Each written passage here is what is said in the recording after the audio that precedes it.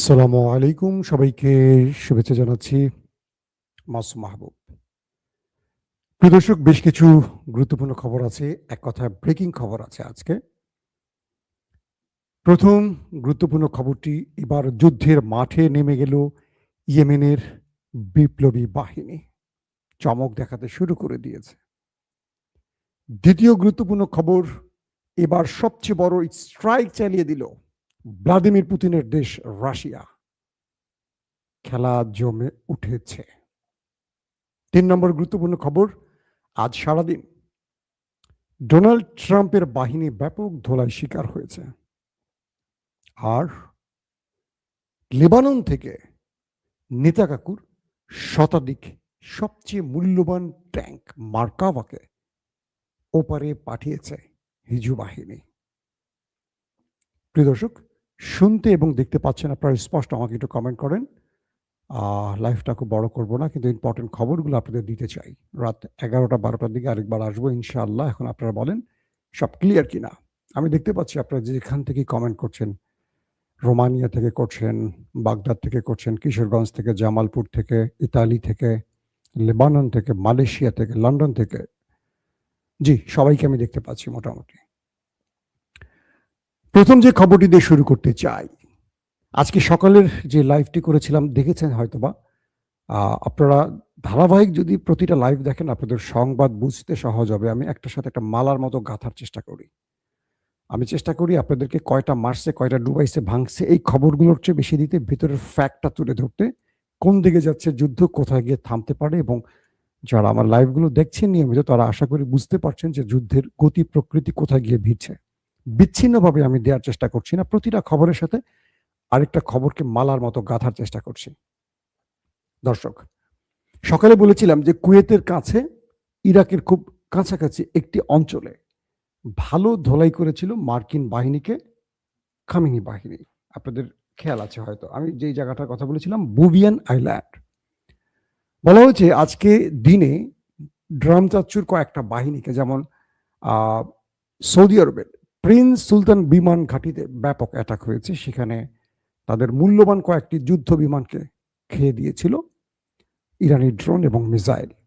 পাশাপাশি ওই যে বুবিয়ান আইল্যান্ড, যেখান থেকে ইরানের বিরুদ্ধে স্থল অভিযানের একটা পরিকল্পনা করছিল, সেখানেও মোটামুটি সকলকে শুইয়ে দিয়েছে এবং তাদের যে নৌযান নিয়ে তারা প্রবেশ করেছিল সেগুলোকে ধ্বংস করে দিয়েছিল ইরান। অর্থাৎ ইরান এই মুহূর্তে হার্ডলাইনে খেলছে। আমেরিকা যেখানেই পা দিচ্ছে, তাদের কাছে ইন্টেলিজেন্স যে তথ্য নিয়ে তারা আসছে, ইরান তার ওভার ট্রাম্পগুলো করছে বারবার। অর্থাৎ বুবিয়ানা আইল্যান্ডে মার্কিন সেনাবাহিনী যে নামবে, এই তথ্য কারো কাছে জানা ছিল না। যে কোনোভাবেই হোক ইরানের কাছে এই তথ্য পৌঁছে যায় এবং ইরান সেখানে তাদেরকে ব্যাপক হিট করে। তাদেরকে আর সুযোগ দেয়নি, তারা সোজা যেখানে যাওয়ার সেখানে পৌঁছে গেছে। লেবাননের যে খবরগুলো আসছে খুব ইন্টারেস্টিং। গত 24 ঘন্টায় বলা হচ্ছে, একটি মাধ্যম বলছে 21টি মার্কাবা, আর একটি মাধ্যম বলছে 28টি মার্কাবাকে ধ্বংস করেছে হিজু বাহিনী। 24 ঘন্টায় একটা মার্কাবার দাম $6 মিলিয়ন, মানে 60 লক্ষ মার্কিন ডলার, নট টাকা। কল্পনা করেন কত টাকা একটা মার্কাবা। পৃথিবীর সবচেয়ে উন্নত ট্যাঙ্ক বলা হয় মার্কাবাকে, এবং এটার মধ্যে 2 থেকে 4 জন বা তারও অধিক অনেক সময় সেনারা অবস্থান করে যুদ্ধ ফ্রন্টে প্রবেশের সময়। এই মার্কাবার ট্যাঙ্কগুলোকে যখন হিজবুত বাহিনী উড়িয়ে দিয়েছে, তখন তাদের ভেতরে যারা আছে তাদের ভাগ্যে কি ঘটছে বলা মুশকিল। কারণ ওই দেশটি এই হতাহতের কথা স্বীকার করে না। বিষয়টা কি ঘটে দেখেন। গত 12 থেকে 15 দিনে বিভিন্ন আন্তর্জাতিক গণমাধ্যম বলছে, গত 12 থেকে 15 দিনের মধ্যে লেবাননের এই বিপ্লবী বাহিনীদের হাতে 100-র অধিক মার্কাবা ট্যাঙ্ক ধ্বংস হয়েছে। কাদের? নেতা কাকুর। 100 মার্কাবাকে এবার ক্যালকুলেটারে গিয়ে হিসাব করেন, একটির দাম $6 মিলিয়ন, 60 লক্ষ মার্কিন ডলার। তাহলে 100-র দাম কত আসে হিসেব করে বোঝার চেষ্টা করেন। তার মানে কি পরিমাণ ক্ষয়ক্ষতি করছে।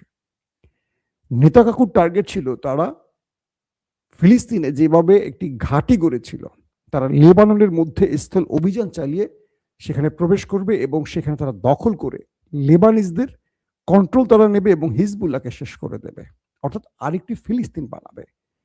কিন্তু লেবানিজ বিপ্লবীদের হাতে তারা এমন ধোলাই খাবে কল্পনা করেনি। তাদেরকে চারদিক থেকে ঘিরে ব্যাপক অ্যাটাক করা হয়। প্রচুর হতাহতের খবর আসছে। প্রকৃত সংখ্যা কেউ বলছে না, বলতে পারবে না, সেন্সর হচ্ছে সংবাদ। সো বলা হচ্ছে এত ট্যাঙ্কের মধ্যে তাহলে কত লোক ওপারে যেতে পারে। তাদের হেলিকপ্টারগুলো একটার পর একটা আসছে আর হতাহতদের নিয়ে ফেরত যাচ্ছে হাইফার উদ্দেশ্যে। অর্থাৎ একটা ফ্রন্টে হিজবুল বাহিনী এখন ব্যাপক ধোলাই চালাচ্ছে। একদিকে তারা রকেট মিসাইল তো মারছে ভেতরে, আবার যে বাহিনীগুলো ভেতরে ঢুকেছে তাদেরকে খুঁজে খুঁজে মারছে। অল্প টাকার রকেট মিসাইল দিয়ে ট্যাঙ্কগুলোকে, এন্টি ট্যাঙ্ক মিসাইলগুলো দিয়ে তারা উড়িয়ে দিচ্ছে একটার পর একটা ট্যাঙ্ক। এবং যে কারণে তাদের আইডিএফ প্রধান বলেছে যে আমাদের সেনাদের মনোবল ভেঙে গেছে, তাদের যে কোনো সময় তারা ভেঙে পড়ে যাবে। এই অবস্থাটি এখন স্পষ্ট হচ্ছে। পাশাপাশি তিনি বলেছেন যে আমাদের 15,000 সেনার সংকট। প্রশ্ন হলো এই 15,000 সেনা কোথায় গেল? তারা কি জায়গা মতো চলে গেছে বিনা টিকেটে? প্রশ্ন এটাই হতে পারে। দর্শক, দ্বিতীয় গুরুত্বপূর্ণ খবর, এই যুদ্ধে মাঠে নেমে গেছে হুতিরা। ইতিমধ্যে তারা হিজবুল্লাহর পাশাপাশি নেতা কাকুর বাড়িতে মিসাইল হিট করা শুরু করে দিয়েছে। অর্থাৎ ইরানের আরেক বন্ধু হুতিরা ইয়েমেন থেকে এবার সেই দেশটিকে টার্গেট করে, দক্ষিণাঞ্চলকে টার্গেট করে হিট করা শুরু করে দিয়েছে। হিজবুল বাহিনী এক অঞ্চলে, তারা এক অঞ্চলে, ইরান আরেক অঞ্চলে ভাগ করে এখন মারতেছে। আয় তোরা, মানে ইরান তো পুরো শহর, মানে পুরো দেশটার মধ্যে খুঁজে খুঁজে টার্গেটে মারছে। একদিকে হিজবুল্লাহ মারছে, মানে একটা হলো উত্তর পয়েন্ট, একটা হলো দক্ষিণ পয়েন্ট। এখন লেবানন আর ইয়েমেন একযোগে ভাগ করে শিডিউল করে করে তাদেরকে মারছে। মোটামুটি সাউন্ড হচ্ছে ভালো আকারে। তো এই ইয়েমেন যখন নেমে গেছে, ইয়েমেন বলছে যে তারা শুধু শত্রুকে দমন করবে না, তাদের আরেকটি জায়গায় শিক্ষা দেবে। সেটি কি? বাবুল মান্দাব। আপনাদেরকে যে কথাটি বলি, রাইট সির বাবুল মান্দাব তারা এখন বন্ধ করে দেবে। আরব রাষ্ট্রগুলোর রাউন্ড যে শেপটা ইউর মতো, একটা মাথায় আছে হরমুজ প্রণালী ইরানের, আরেকটা মাথায় আছে অ্যাডেন, এবং সেখানে আছে আপনার লোহিত সাগর। তো এটার যে অঞ্চলটি, এটার নাম হলো বাবুল মান্দাব। এখান থেকে সুয়েজ খালে, মিশরের সুয়েজ খালে প্রবেশ করতে হয়। তো বলা হচ্ছে ইয়েমেন তারা বাবুল মান্দাব বন্ধ করে দিয়েছে। এই দুটো পয়েন্ট বন্ধ করে দিলে গালফ কান্ট্রির তেল মোটামুটি চলাচল বন্ধ হয়ে যাবে এবং মোটামুটি বিশ্বের কি বলবো যে তেল রপ্তানির মূল কেন্দ্রগুলো বন্ধ হয়ে যাবে এবং পুরো পৃথিবীতে ডোনাল্ড ট্রাম্পের অবস্থা কি হবে বুঝতেই তো পারছেন। এখন হরমুজ প্রণালী ইরান বন্ধ করে রেখেছে, আর নতুন করে আজ বাবুল মান্দাব বন্ধ করে দিচ্ছে হুতিরা। এটি হলো একটা অন্যতম সারপ্রাইজ। এখন পুরো খেলাটা ইরানের দিকে চলে আসছে। এরই মধ্যে সবচেয়ে বিগ সারপ্রাইজ দিয়েছে রাশিয়া। রাশিয়া এই যুদ্ধে সবচেয়ে বড় স্ট্রাইক চালায় দিল। এটা মিসাইল স্ট্রাইক নয়, এটা নিউক্লিয়ার স্ট্রাইক নয়, তেল। আমেরিকা খুব চমৎকার একটা খেলা খেলেছিল। তারা ইরানকে বলছিল যে তোমাদের উপর থেকে নিষেধাজ্ঞা তুলে নিয়েছি, তোমরা তেল বিক্রি করো। আর রাশিয়াকে বলছে যে তোমাদের উপরও নিষেধাজ্ঞা তুলে দিয়েছি, তোমরা তেল বিক্রি করো। কেন এটা আমেরিকা করেছে জানেন? ইরান আমেরিকাকে ভালোবেসে, বিষয়টা তা নয়। অর্থাৎ মধ্যপ্রাচ্য থেকে তেলটা যাচ্ছে না, না ইউরোপে যাচ্ছে না এশিয়া যাচ্ছে, সব পথ বন্ধ করে দিয়েছে হরমুজ প্রণালীর মাধ্যমে ইরান। তো ইরান যেহেতু সব পথ বন্ধ করে দিয়েছে, এখন বিশ্বের যে তেলের সংকট তৈরি হবে, সকল চাপ তো ডোনাল্ড ট্রাম্পের দিকে আসবে। শেয়ার বাজার পড়ে যাবে, গোল্ডের দাম পড়ে যাবে, সব পড়ে যাবে ধাপ ধাপ করে, এবং পড়ে যাবে মানে এইসব ঊর্ধ্বগতির দিকে চলে যাবে তেলের বাজার। যেই তেল আপনি কিনবেন 10 টাকায়, সেই তেল হয়ে যাবে এখন 200 টাকায়।